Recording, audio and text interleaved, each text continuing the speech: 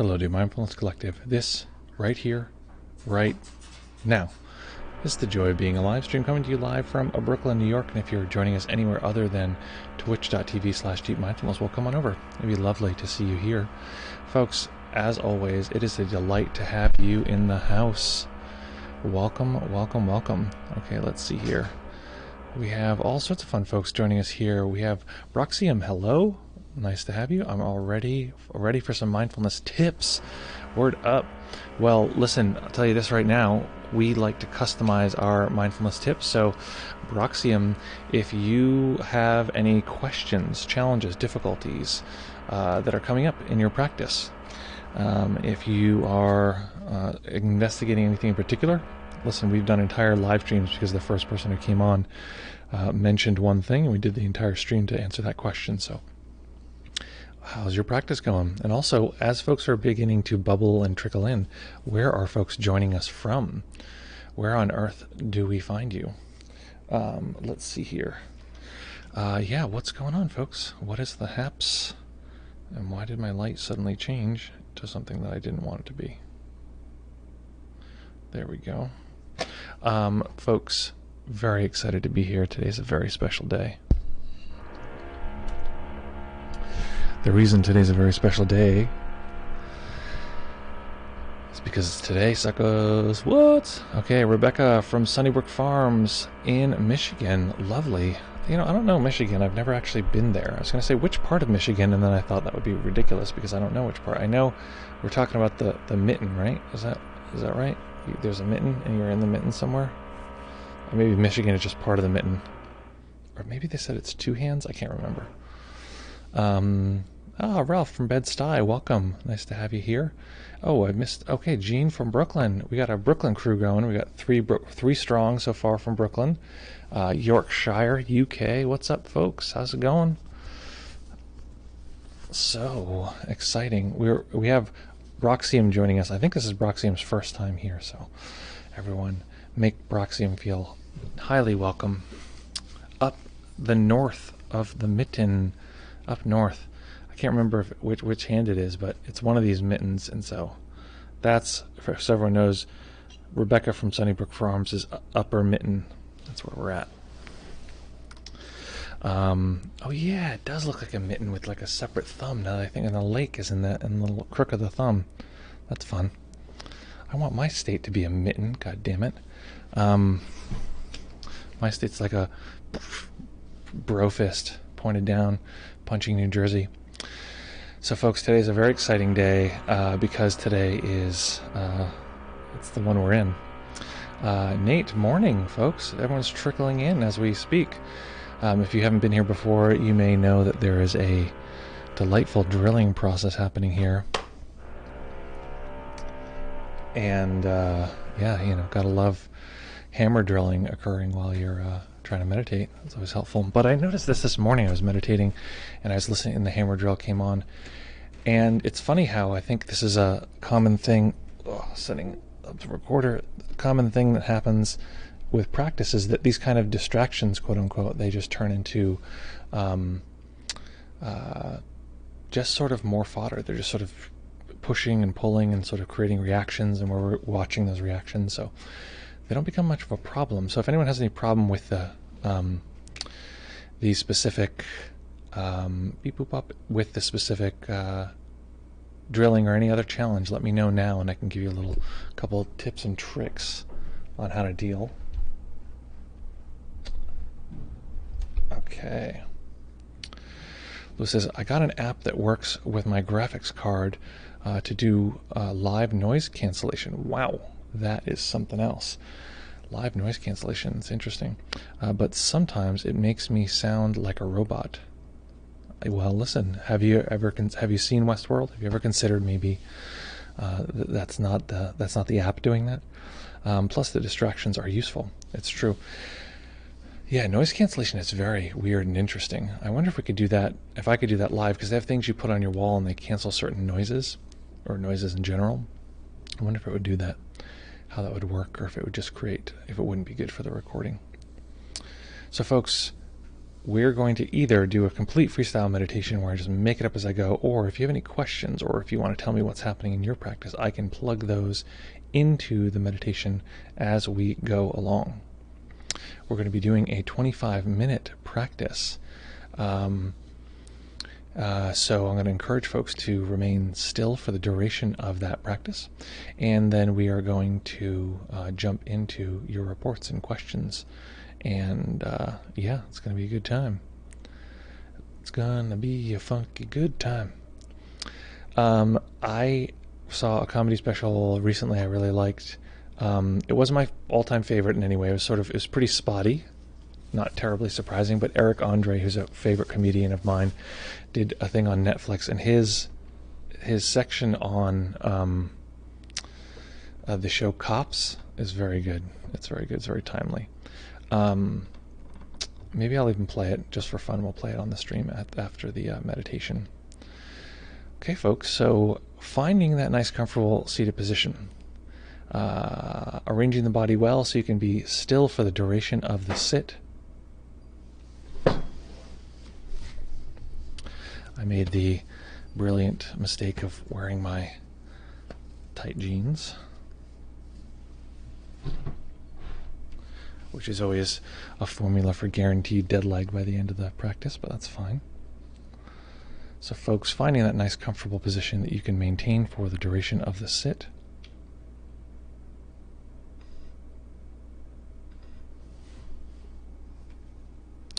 That would be fun. I'd like to collab with Adyashanti. It's interesting though, because usually people who are just like big, the blockbuster folks who like fill up giant rooms just by showing up, often that's for a good reason. That's because they've worked really hard and they have a lot of clarity, to not only clarity of their practice, but clarity of communication, which is, those two don't always go hand in hand. So often those folks, I really don't, I'm not saying this specific to him, but I could imagine they don't collaborate well. They're not really built for doing that kind of thing. We once hosted Shinzen and Lama Surya Das, who, if you're not familiar, those are just two sort of heavy hitters within their own communities. And there were just, we basically had to we can talk to Shinzen very personally because we know Shinzen very well, but we just had to be very clear, like, hey Shinzen, don't answer every question first. Make sure that you're kind of balancing out the time of how much you talk and how much Lama Surya Das talks. And he said, "Oh, okay, those are great ideas." Maybe he would have done that on his own, but we just had to, be sure, because that's usually when people are used to sharing the solo stage. It's challenging. So I'd be very curious. That sounds like a good idea. I'd love to do that. Okay, so folks, find that nice, comfortable position that you can maintain for the duration of the sit.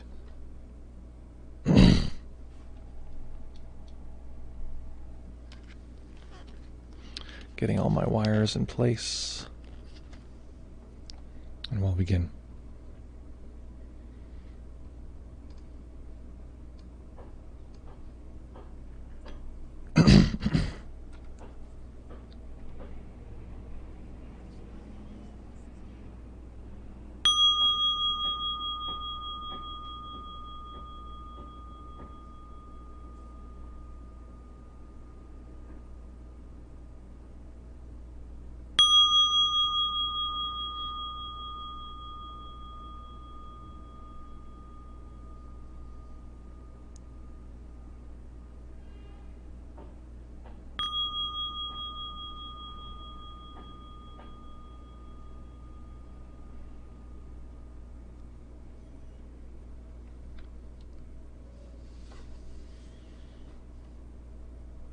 Beginning by taking a few comfortable deep breaths.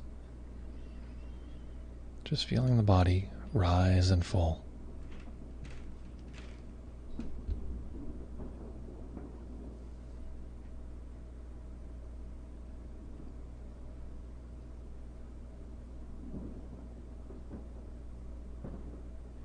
Each time we arrive at a meditation, we arrive with the momentum of all the previous moments. And this takes the form of physical energy in the body, whether we have a lot or little. It takes the form of mental activity. So we'll do an assessment, checking what kind of mind and body are we arriving at this moment with.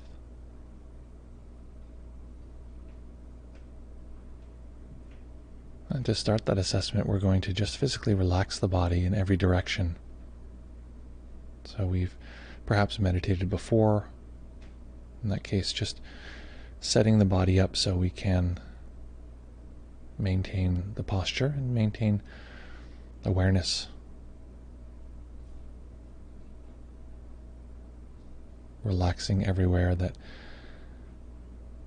could be helpful. Everywhere that could be relaxed, even if it already feels that we've let go here.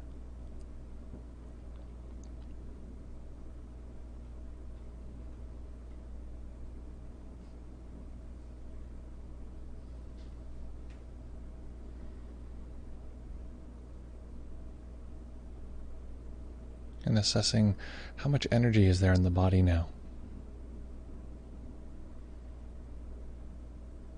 What kind of energy?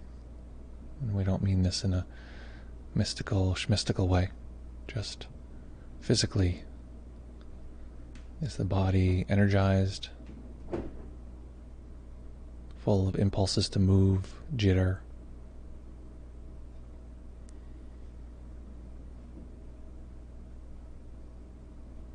Is the body sleepy, foggy?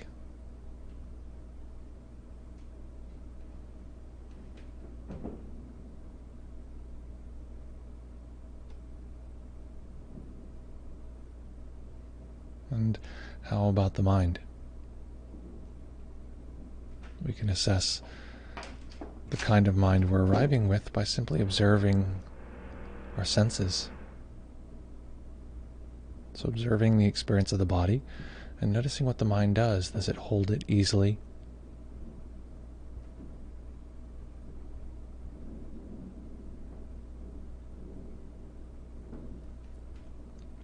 Does it hold and experience the sensations of the body without jittering, bouncing around, being distracted?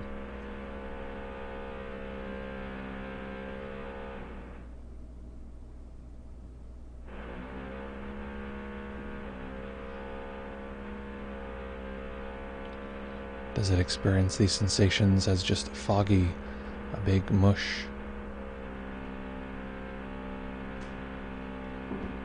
Experiences on the path of sleepiness?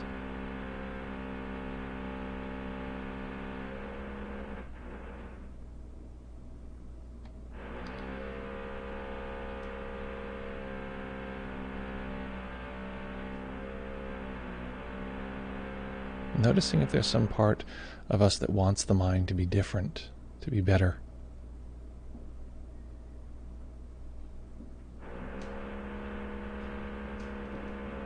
This is just another kind of activation. It's not bad, but it's helpful to notice.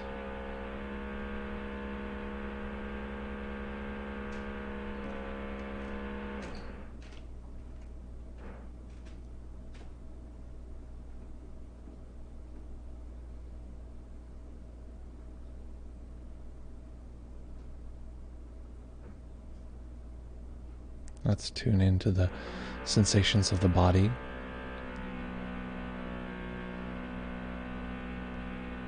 In particular, any emotional sensations in the body.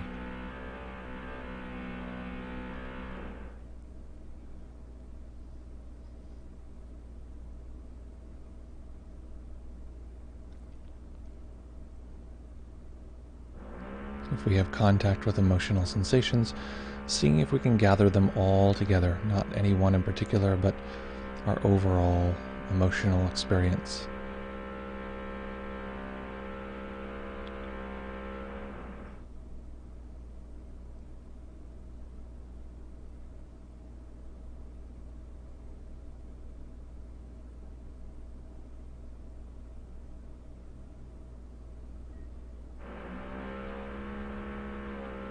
And if we're able to notice this overall emotional experience, just staying with this, noticing how this experience changes from moment to moment. responding, reacting, adjusting to each changing moment.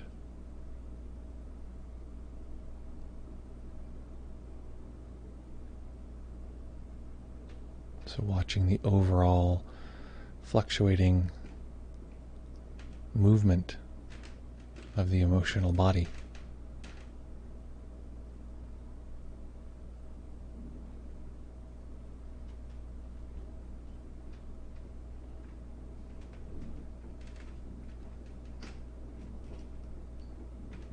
And for some, we may not be familiar with emotion in the body.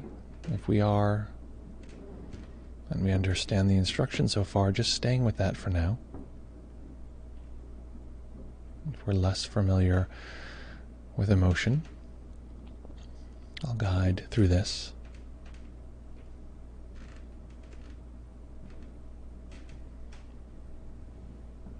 Emotion is a body sensation.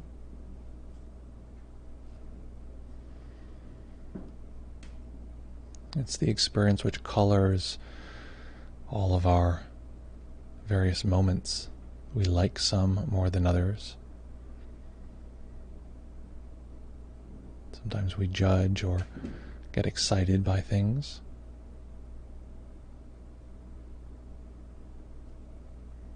You can imagine seeing someone or something that we're so elated by. We want to jump up and down.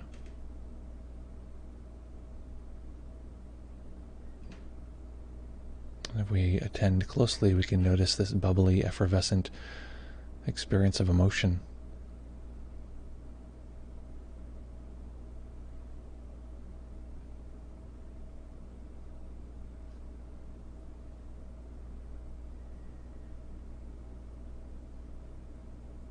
Sometimes adding the world's most subtle smile, so subtle that no one else could even see it, is a way of detecting emotion in the face,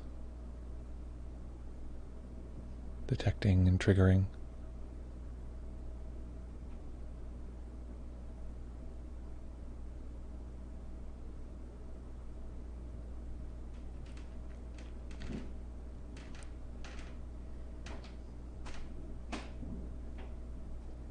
Perhaps we can't detect any emotion, and we're frustrated or annoyed, maybe even bummed. So it's helpful to know that each of these is emotion. How do we know that we're frustrated, annoyed, or bummed? Where is that data in the body?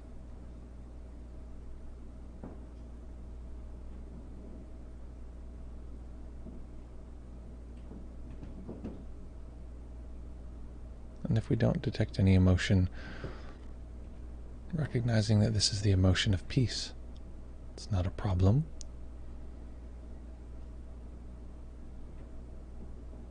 It's just very low or no intensity emotion. So tracking this.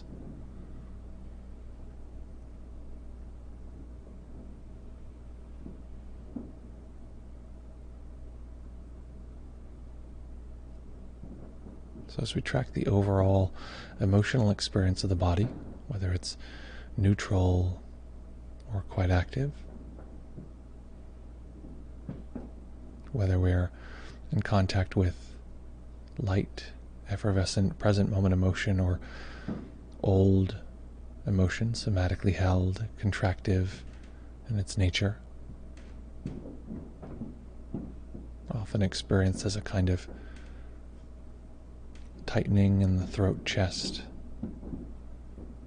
sternum, deeper in the body. As we feel all of this together,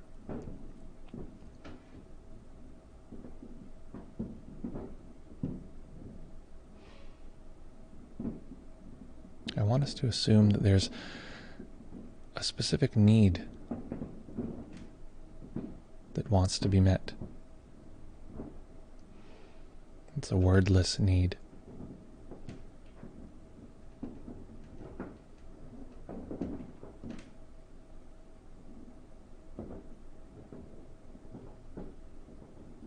We don't need to understand it.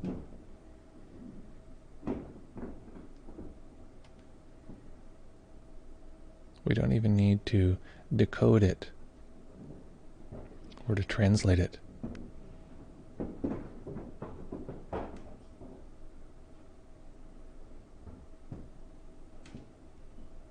The need is being directly expressed, directly communicated in the form of emotion.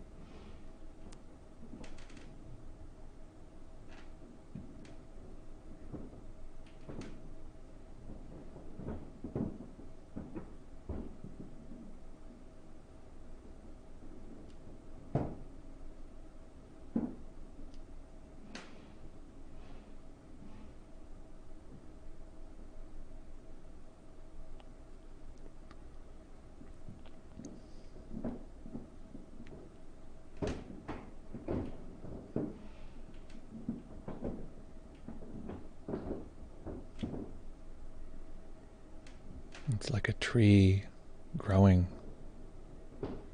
Its growth is this expression. How does a tree express itself? It expresses itself in part by simply growing.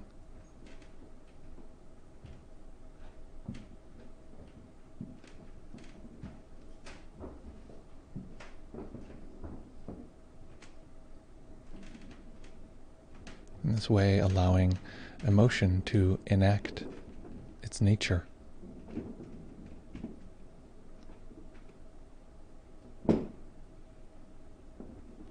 Emotion's underlying need is to emote.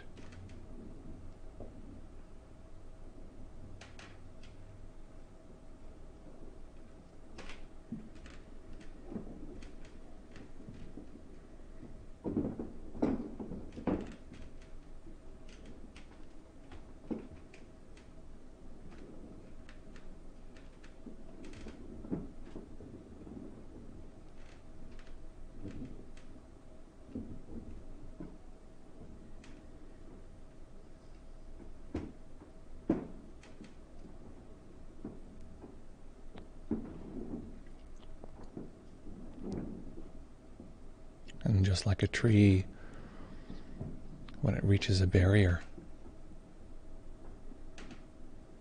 perhaps growing up against a fence or a stone wall, will take its own time and will grow around it.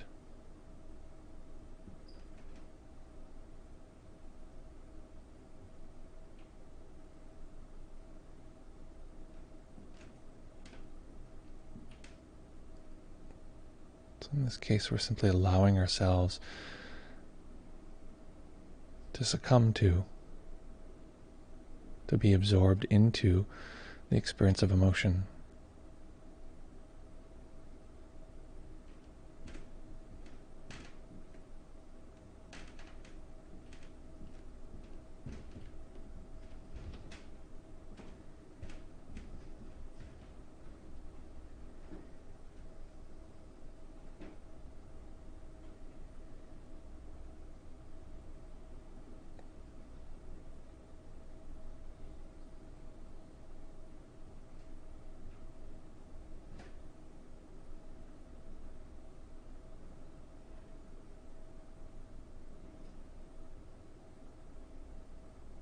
For this particular moment, we're letting emotion be the center of our universe.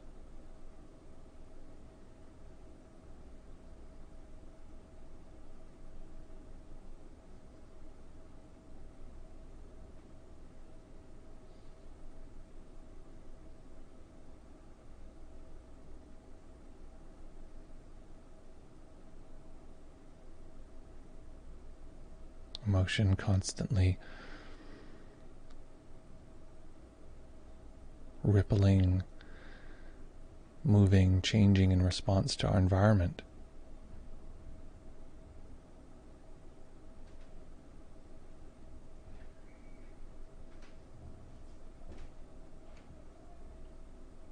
Like a kind of amoeba.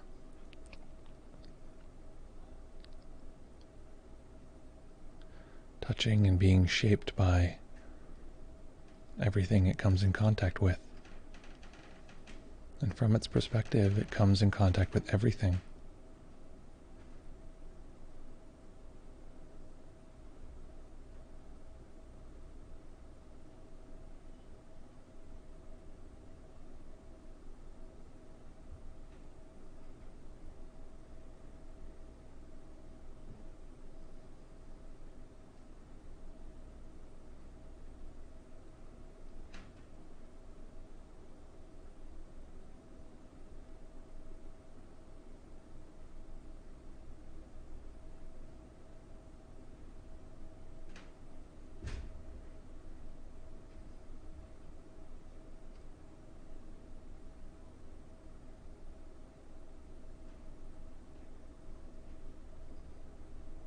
We can ask our experience an inquiry question,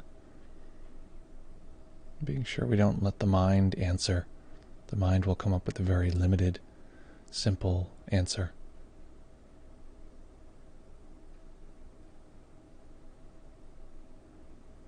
So asking our system, asking the body-mind, can you show me anything that is not emotion?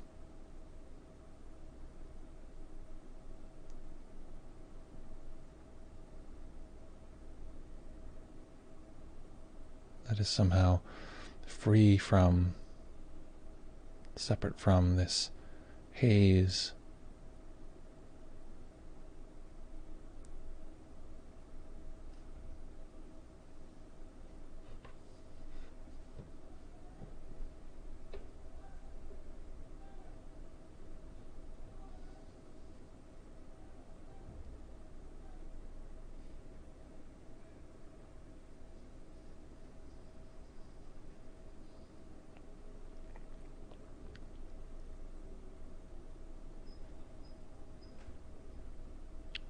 Thoughts arise, and this ripples into emotion.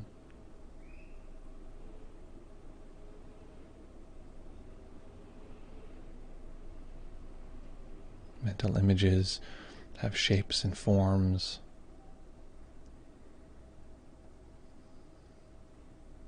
Locations, arrangements, and the system feels differently, subtly different about each of them.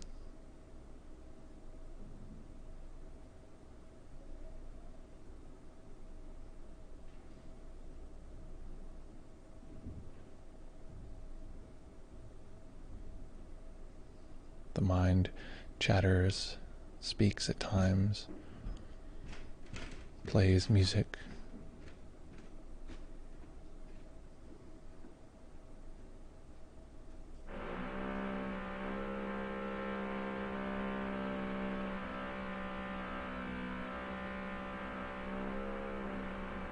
Sounds seem to intrude.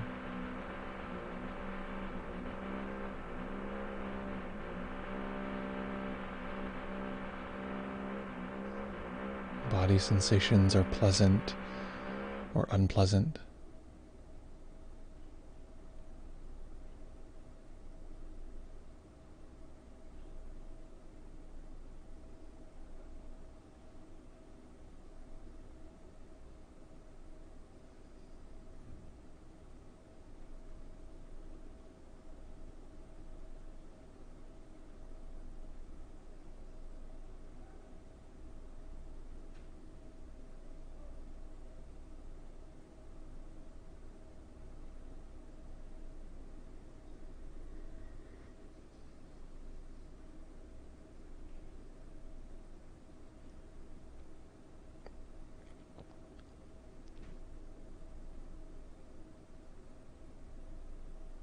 Is there anything in our experience that is not shaped, colored, affected, or permeated by emotion?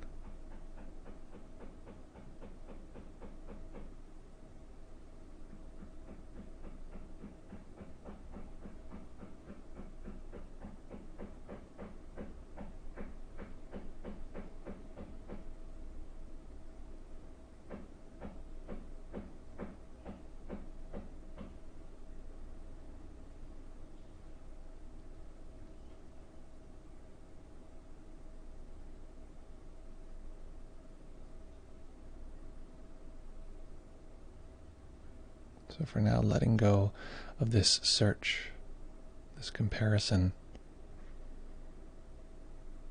letting go of a need to discover, or frustration, or confusion. And again, soaking into this fundamental need.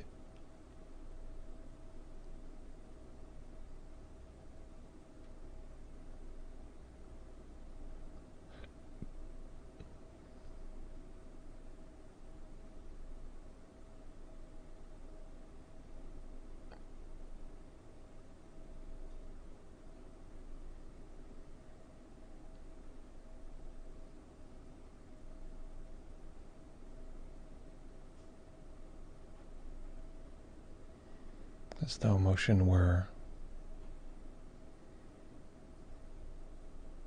bringing to us over and over this request, bringing to us an experience.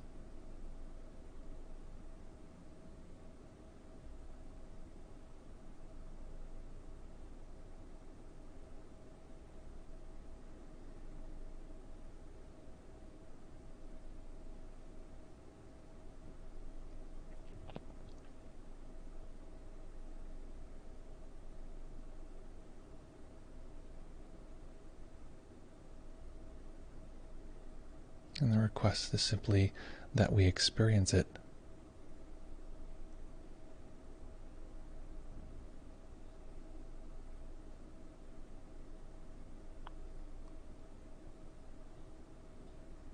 That we know its shape, its color, its contour.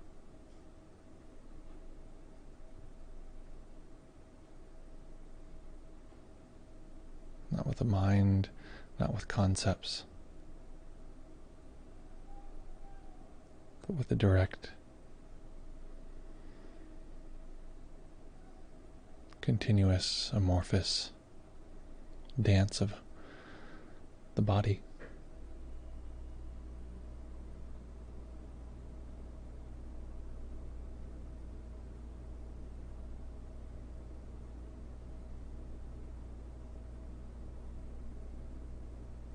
And staying with the practice, staying in stillness, allowing a tiny bit of light to enter the eyes, eventually allowing the eyes to rest on a single point as they fully open.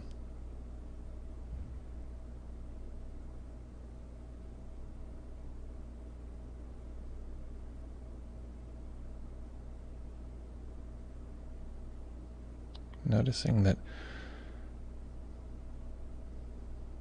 we may be able to detect a momentum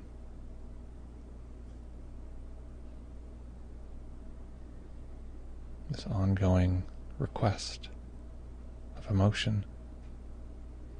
And we could move the body and relate to the world in such a way that we ignore this request. We could focus on our thoughts, our desires, be pulled into whatever the to-do list puts in our face.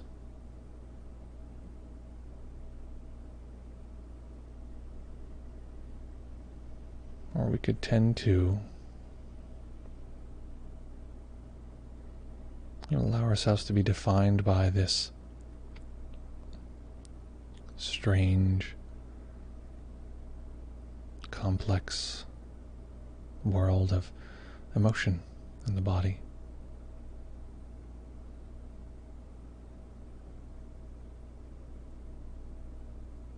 And so letting this piece of instruction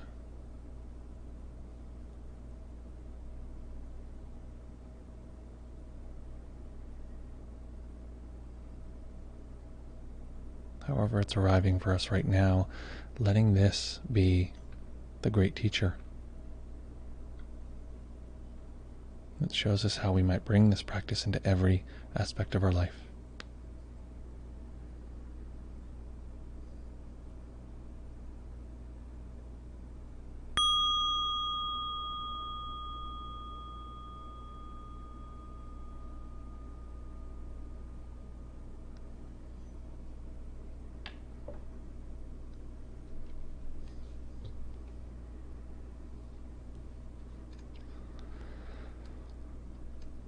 Okay.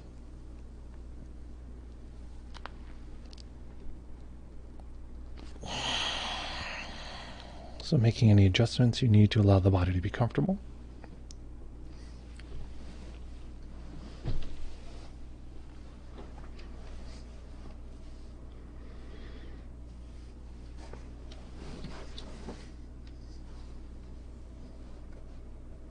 Yep, my foot is dramatically asleep. It's funny because I'll teach public classes and people will be like, what do I do about my leg falling asleep and getting very painful? I'm like, dude, let me know. Because sort of par for the course. No, I mean, there's things you can do and there's ways to avoid that, but it happens. Folks, what on earth was that like? What happened for you? And what are you like now? That's what I want to know. So I am fully aware that for some, and I want to make a special point to actually speak directly to you. If this was challenging, or you had a sense of like, what the hell is this? What are we talking about? I don't even understand what this is. I don't know what you mean by emotion. I have no ability to detect what you're talking about. I especially want you to feel comfortable to give a report. And also, if anyone wants to give a verbal report or ask a question that's a little more in depth, I'll put the link for the Zoom in the chat. I'm going to wait. If somebody wants to do the Zoom, just let me know in the chat and I'll pop it in there because, it doesn't make sense to do it if no one wants it, blah, blah, blah. We'll see how that goes. So, but also for everybody, what was that experience like? Was it a challenge? Was it difficult? Was it fun? Yeah. As people are beginning to type, I'll mention that I went on this recent guided psychedelic journey, and the substance that the doctor prescribed, I guess it's not technically a prescription if it's illegal, was MDMA. And it was very interesting because I had done MDMA, when I was, still like using substances, probably like, I probably used it last like 20 years ago or something like that. And did I ever use it after I moved to New York? I don't think so. I think it was all before that. So, a long time ago. And I remember, and I used it enough that I remembered it pretty clearly. It wasn't like a confusing thing to me. But I've also had the experience where I've been, given various, mind and mood altering substances after, getting sober many years ago, and after, a lot of deep meditation experience, and it being so much lamer and like less pleasant than it had been before I had done any of that stuff. The first example of that was when I was, I used to, as a teen, I liked nitrous oxide. That was like, oh, cool, this thing, so cool. Want, like the whole world blinking and stuff like that. I was like, wow, whatever. So, and I would go to concerts and they'd sell balloons of nitrous oxide, whatever. And then I was like, cool, so whatever, I'm sober, I don't do that kind of thing anymore. And then I was getting a tooth out and they were like, here you go, here's the nitrous oxide. And I was like, oh, I remember this. And so I like, started like going under and started like the whole like weird hallucinogenic thing started going down from nitrous oxide. And I remember being like, ugh, like this is so gross. It's like, this is so, it was like a big, dumb, yucky sort of filter cloud on all of my perceiving. And I was like, this is awful. It's like, I don't like this. This is not, how did I think that this was fun? And I think that it was relatively fun at the time, but it was just not that fun. So that's all a lead up to talk about the fact that in this MDMA journey recently, I was very surprised that I was like, I'm not feeling, this does not feel like MDMA, or at least I remember it feeling. This seems very different. And partially, I mentioned this before, that one of the massive differences is that it's guided. You're actually guided by someone who is, this is what they do. They guide people through, this is, psychedelic therapy. So that's one thing. And the whole setup is different. You have your eyes are covered with like a kind of, thing. I was under a weighted blanket. There's like some pretty groovy, trippy music happening, but it's the main point is that give you space to let the system sort of explore what's happening. And what it felt like, I've discovered, or sort of realized later, was basically the meditation we just did, which is allowing emotion to exist without a barrier, and then sort of letting that be the kind of logic that explains to me how to exist, in a way, letting emotion sort of tell me what the world is, versus the mind telling emotion basically to STFU, like, go away, we don't need to talk about that, or like, we have some list that we have to get crossed off, and this kind of thing. So that there's that. So Monica says, wow, that was great. Emotion seems to be the bridge between thought and body. Being aware of emotion is a great gift to ourselves and others. Thank you. Well, thank you, Monica. I'm glad that was fun. Yeah, it's interesting because something I noticed or picked up on this time, because I've guided people through and said, look, there's nothing but sensing. See if you can recognize right now that your experience is just a set of overlapping experiences of the senses. And not that there's something missing. I think today I picked up on something that I hadn't seen before, and therefore it sort of recolors that for me, which is that, at least with emotion, and I know this with see-in too, that particular sense sphere, let's call it, its logic says that it is the only logic from which to experience the world. Diving into emotion, it says this is the only thing. And I realize that there's something useful to be able to step out and say, okay, these are all just different pieces overlapping, and to be able to see them all together. But I think there's also something useful to diving into them individually and recognizing that their logic says they are the only universe, and that everything else is tertiary at best. All those other things are is just things that will affect their own sort of logic and existence. So that's quite powerful. And experiencing the world as being emotional first and sort of only, like primarily emotional, everything else is just like secondary. That was something that hadn't come up for me before in practice, and that was quite lovely. So I enjoyed that quite a bit myself. Veritable Vagabond says, it's challenging to separate emotion from vedana. Yeah, so just to clarify here, Veritable Vagabond is talking about a Buddhist concept of vedana, which is this idea that every experience is tagged by the mind as pleasant, unpleasant, and neutral. And I think that the way that I work with it typically is I let all of that collapse together, in part because we're talking about the way the mind colors, our experience, and the sensation of that. So in a way, you could talk about like pleasant, unpleasant, neutral. Those are conceptual to some degree. They are the mind saying, I want, I don't want, I don't care.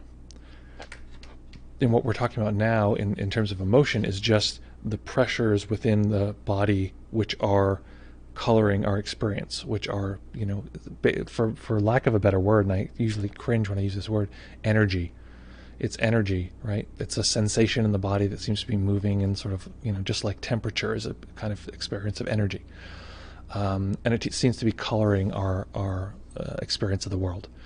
So what I would suggest actually is potentially to not track vedana, or to just lump it together. Sure, vedana, we're going to call that emotion too. What happens is it's hard to separate them out, in part because the mind is trying to separate them out. And keep in mind that these categories are fundamentally, they're arbitrary. There's some, we have some evidence that they are, we could say they've shown us to be somewhat different, but if we really know the lessons of Buddhism, we know that every sense sort of distinction breaks down eventually. And from that perspective, we can just say, well, these categories are helpful for now, but they're arbitrary. They're not pure categories that are always there. They're not these sort of platonic, bricks that we can always navigate. So whatever works. And again, I'm not talking about emotion, because the way it's defined often in some of the, as mind states, I also don't vibe with that, because I think mind states are actually a much more complex arrangement of sensations, a much larger habit groove, versus the raw sense data. And I think there's ways in which,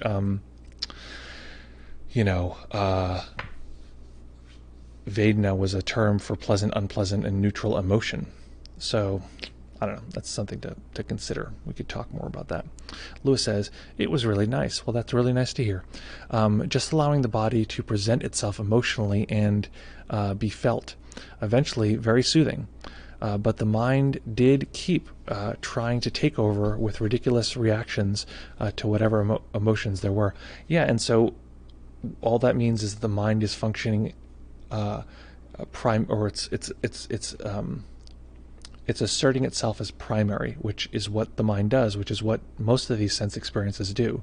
I am the one true sense. Now, if we're used to doing that, we have a sanskara or a habit groove that we're used to relating the mind as being primary, which is most of our society relates the mind as being primary, then the likelihood is that it's just going to default to that or go back to that over and over again. What we're trying to do is break that down in a few different ways. One is to say, hey, nothing is primary. The other one is to say, for now, for this sort of liminal moment, emotion is primary. Emotion is the thing. Emotion is the center of the universe. And for me, that's sort of what my system needs right now, is to be trained in that other direction, because it's remarkable how much it just keeps treating the mind as being primary. And I feel like now, I've had this before, but it's happening sort of significantly now, that it feels like often the center of my experience of the world is actually in the body rather than in the head.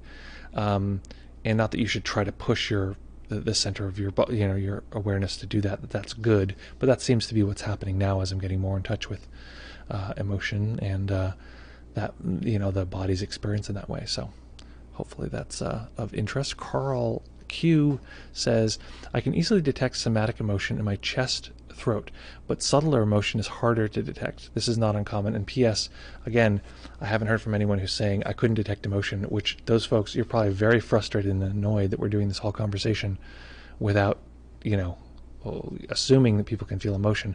But I partially did that, I did that actually intentionally, in part to produce emotion. So if you're frustrated and annoyed, check in with the body to see if you can detect where that is occurring, that you're frustrated and annoyed. Okay, so let's see here. I'm finishing the book, The Body Keeps the Score. Excellent. I'm glad you were able to check that out as I recommended. I did a longer yesterday, maybe a longer sit yesterday that had some wonderful moments of peace. Lovely. That's great. And I'd be curious if you read The Body Keeps the Score. It's one of these things where in like recovery and alcohol and substance recovery, if you're really identifying with the stories people are telling, like, oh, I hear that one, oh, I hear that, oh, that's me, they usually say, okay, that's a pretty good indicator that maybe this stuff relates to you.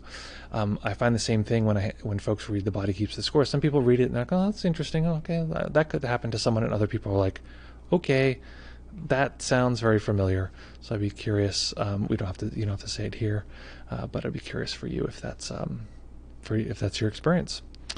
Okay, so Jean says, Jean, also known as JGBKNYC, says the concept of somatically held emotion really resonates with me. Recently, when I sit, anytime I feel physical discomfort, I try to sense if it's simply tension caused by poor posture or something deeper.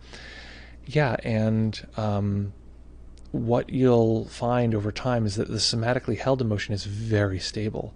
When it starts to move, that's quite significant. When it starts to change, I'm having a bunch of movement. I'm sort of describing this recently. A bunch of movement in the emotional body recently, which is quite different. And there's only been a few things in my life that have clearly accelerated the change in movement of emotion in the body. One's a little tricky because this is how I came to know emotion in the body, which is through meditation. But that was the first thing, was doing various meditation practices, and I could start to see, okay, this thing that's been very stable over time is now starting to shift and move. EMDR has worked to affect emotion and the movement of emotion over time. Weirdly, and this is something I am very hesitant to admit, Reiki. I did Reiki with someone who's very, very good at this. This is someone who's just done it for many years, and I'm not a big, I always find those kinds of things like a little bit, I don't want to say suspect, but I'm always a little like, okay, this is not my, wheelhouse. Is like things like Reiki. But without ever physically touching my body, I could feel emotion moving in a way that was, that was different. And I'm very typically quite aware of the movement of emotion in the body. And then dance, physical dance or physical movement is a really good one. If you want a really cool thing to do is do some physical fitness, and you can even run or whatever, but just track the emotion as you're doing it. And it's like you could feel it getting like pumped and vibrated and, mished and mashed.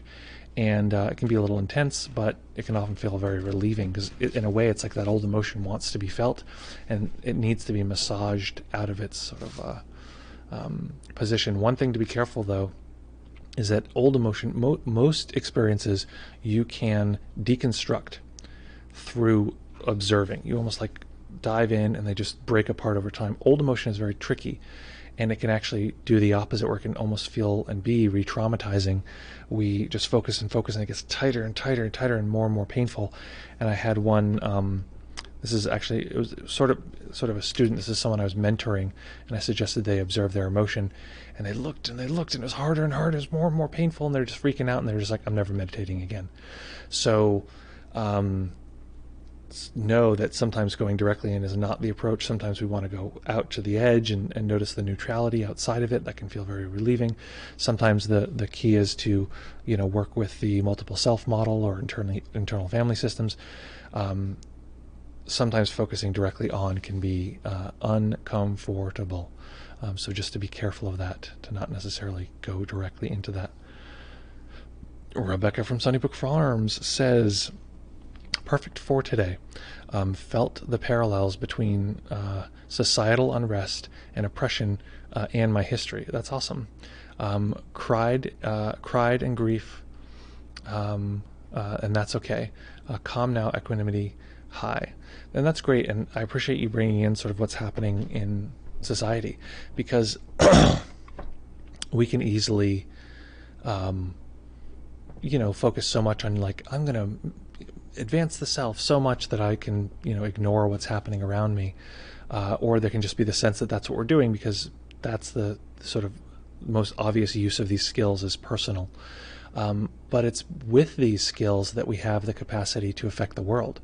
It's with internal equanimity that we can recognize injustice and say no, and say I'm willing to experience, discomfort and pain in talking about these subjects and facing these subjects, and to use that work to dismantle our inner difficulties, and in that way dismantle the systems of pain and oppression that we see around us. So I appreciate that mention. Okay, next thing here is from Carl. Carl says, TBKtS. Oh, the body keeps the score. I was like, what? The body keeps the score really does ring true with me, but not having come from a violent home or having a major trauma that I can recall, I wonder how neurotic I'm being. So I want to address that. I'm going to get back to that. I did have difficult relationships with my family, however, and a long early history of peer exclusion, bullying, difficulties in school. All these count. This is just we're already there. You don't need more than this. Difficulty in school and just wanting to die as a young child. So it's like one of the, it's like, this is the I don't know what's like an example of this. This is like I was going to say like the O.J. Simpson case of like you have every piece of evidence is here, but it's like that's a terrible example because whatever. Maybe that is the example because the mind is like, no, I don't think there's enough evidence here. Like I don't think we've proven anything here. So that's plenty of evidence. And what we want to talk about and what we want to be aware of when we talk about trauma is, when we discovered, I don't know, what's something that I'm trying to think of something like when people started looking at health, they were like, don't eat, don't don't just smoke cigarettes like for meals, like get a nutritious, balanced meal of these 4 food groups. And then later on, we're like, it's much more complex than that. Don't eat the 4 food groups. Like, don't eat so much dairy. Don't eat so much, grains and these kind of things. Like, and things have changed over time. Now they're like fats are fats are the bad ones at the bottom, and then people are realizing actually it's a little more complex than that. Like if you're eating far fewer starches, fats are actually totally different. So whatever. So that's very close to our relationship with how we related to trauma. The first set of traumas that we recognize were really from war, was shell shock, and people still didn't even quite believe that was true. Like, what do you mean you feel bad now after the war? You're just messed up, or, whatever. And it wasn't really like people sort of didn't believe it. And then at some point people were like, okay, we get it. People are traumatized by war. This is a common understood belief. It doesn't have to be a war, because as an infant, and we also used to think that people don't really come online. They're just sort of like big dummies until age 5, or maybe in their teens even. It's like, well, yeah, maybe if we didn't treat people like they were, just a puppy until they were 5, maybe they would, be less likely to, be traumatized. But as an infant, before the age of 3, so much of this material is formed, and it's so subtle. I'll just tell you one study. There was a study done of an infant, and it's called like the glass countertop or something like, I forget what it was exactly called, but the premise is they put a baby on a countertop with a plexiglass extension on it, and so the baby's sort of there, kind of moving, crawling around, and it looks at the plexiglass and is sort of unclear, what do I do? And so what they did, the experiment was they had the mom, right nearby observing, and she would either have a face of like terror or a face of like joy and happiness. And for the kids who the parent had a face of terror, they would sort of stop exploring and like hang back and be like, wait a minute, like what's going on here? For the parent where for the child that was relating to a parent that had a smiling face or happy, the kid would go, okay, look at the parent's face, and then okay, go and then move along and touch the plexiglass and experiment if it could go out there. So that moment of checking back and forth with the primary caregiver, they realized that even children that young were looking to their primary caregiver to figure out what's safe, and that's part of how they navigate the world. Is this okay? And you see this all the time with, if you ever meet a kid, I have this all the time because I'm tall and I have a beard. So I'll see this kid, and the kid will look at me and then be like interested and sort of like, huh? And then be like, look at the parent, and then look at me and be like, and then like go hug their mom's legs. Because it's like, this is, and so that's a good sign, because they saw something that they didn't understand or felt confused by, sort of interested in. They looked at the parent seemed fine, but still they wanted to regulate their emotions, and they go and like hug the parent, right? Okay, they feel sort of, fine. And then the parent says, it's okay, it's okay. This is a human. It's not of some sort of weird, bark-faced monster. And so the kid's like, oh, okay, and kind of like comes, and I'm like, hey, how's it going? And we have a kind of interaction. You see children do this all the time, and they're managing their emotion using the advanced skills of emotional management that their caretaker has. This is imagine what an incredible advantage this is, evolutionarily, right? That a being that doesn't have the skills to navigate the world can use almost, it's not what we're talking about, but almost like a psychic connection with a being that is more wise and has more experience of the world to navigate the world. It's like they have this extra operating system outside of themselves with which they can navigate the world. That's incredible. The thing is, what happens if that primary caregiver doesn't think certain things are safe, but they're wrong? Such as, anger, fear, sadness, disgust, ordinary human emotions. What if every time the infant gets really, really sad or really, really angry, the parent shuts down and, their face goes blank because they don't know how to handle their own anger, which, P.S., they learned this when they were an infant. They don't know how to handle their own anger, so they, get shut down, and the baby realizes, oh, I need to stop doing this, and suddenly the they stop the anger or they stop the sadness, and they come back online, and the parent's face lights back up. Oh, okay, this is safe. So before we even have language, we're learning this emotion is safe, this emotion is not safe. Well, what happens if we have these emotions? They're actually natural things. They're occurring, but we have this innate sense that they're not safe. Well, we just bottle them up, stuff them inside, and we'll never have to worry about them again until somebody introduces us to alcohol, or introduces us to, being judgmental of other people or whatever. So that's a large sort of zoom out, but what I'm describing there is basically attachment theory, the foundations of attachment theory. So you have all of the ammunition you need to identify with the trauma material, and that's actually what van der Kolk is trying to introduce there. He goes through a lot of arguments about how they're trying to change the definitions of what trauma is, and include, I think the one he wants to include now is complex trauma, or developmental trauma. I forget, it's one of the two, but he wants to put that into the manual. What's the DSM, right? Cal happened to walk right by. So what's it called again? The DSM. Wants to have it put into the DSM, and they're saying no. But whatever. DSM is not the end all be all.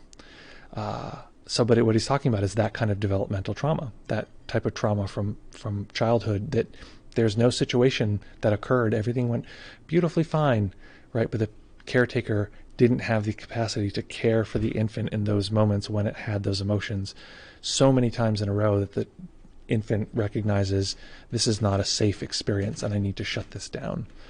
And that's what somatically held emotion is. And it's extremely common. I'd say of people I work with who meditate, 60 to 70% have somatically held emotion. And it seems pretty clear that that's the theory is right now, that's where it comes from. Carl Q says, and a history of numbing myself with booze and drugs and sex. Exactly. We don't do that, right? We don't use substances to manage emotion unless we feel that these emotions are fundamentally not safe. They're fundamentally dangerous. They're fundamentally to be avoided. And so we'll do anything to avoid those emotional experiences. Lewis, you're addressing Carl here, so I don't even know if this is meant for me to read. Carl, similar experience as a child, similar habits as an adult. I don't think you're overthinking it. I don't think so either. I did a bunch of EMDR, and that helped. Like Janusz mentioned. It's amazing how deeply these things can be buried and how they color our experience. Yeah, honestly, so I'll close with this. Raquel has an appointment coming up, so I want to make sure to wrap this up.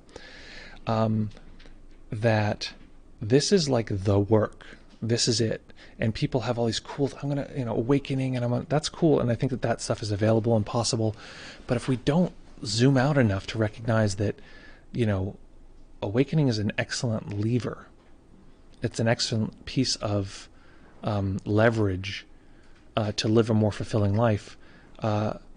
It's sort of pretty silly to think, I'm going to have this perceptual experience. I mean, it makes sense. I'm going to do this thing. It's going to solve all my problems. I mean, so much of our life is sort of structured that way. So many of our, the products and the sort of things that our world is sort of structured around this idea that we're going to get X, and then we're going to, be free finally. If we finally get that beautiful new kitchen, we'll finally be free. And it's, it's interesting because it's helpful to know that we have this sense that emptiness is going to give us something. And it's like, it will give you literally nothing. It's a very profound nothing, but it doesn't give you a thing. And so that sense that a thing will arrive and then, I can finally rest, it's just not there. And anyone who's done this work seriously will be like, yeah, don't think this is going to solve your inner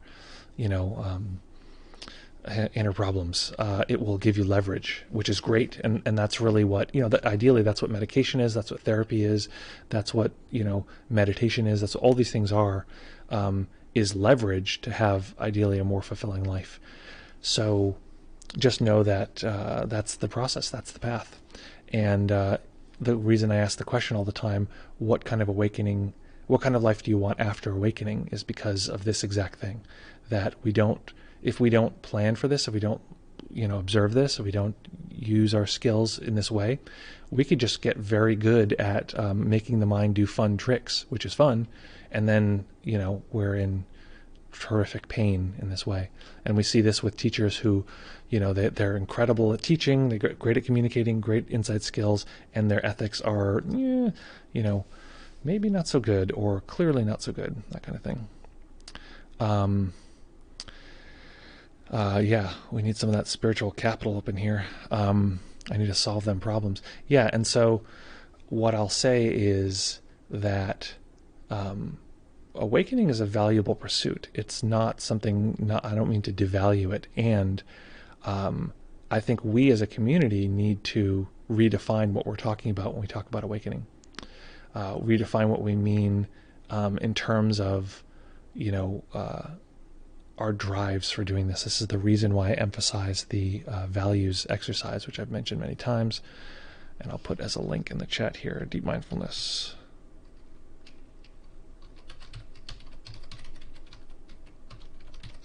deepmindfulness.io/tools. So, folks, before we drift away into the ether, I have something I need you to know. We're going to be back here in fewer than 24 hours times 2, fewer than 48 hours. And for you, for today, this moment, I have a wish. My wish for you is that you're able in this particular moment right now to detect your emotional experience, whether it's pleasant, unpleasant, neutral, whatever it is, just knowing that experience, enjoying that experience. Letting that experience show us its own logic and universe, show us its own fascinating strengths, its weird twists and turns.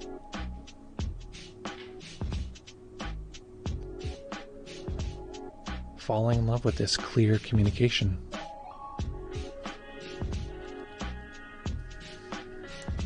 And in this way, allowing our system to unplug and break through those areas that are unconsciously coagulated, unnecessarily stuffed down. And, of course, to be kind to each other. I appreciate everyone here being honest and open about what's going on. This is how we create community and connection, and we, as beings, are fundamentally group beings. We're fundamentally meant to resolve our challenges together. Like the infant looking to its caretaker for support, we are, by our nature, communal. And so be kind to each other, support each other, be understanding where we can, reason things out. And of course, make sure to have fun. Okay, folks, great to see you as always. See you back here very soon. Have fun, everybody, and we will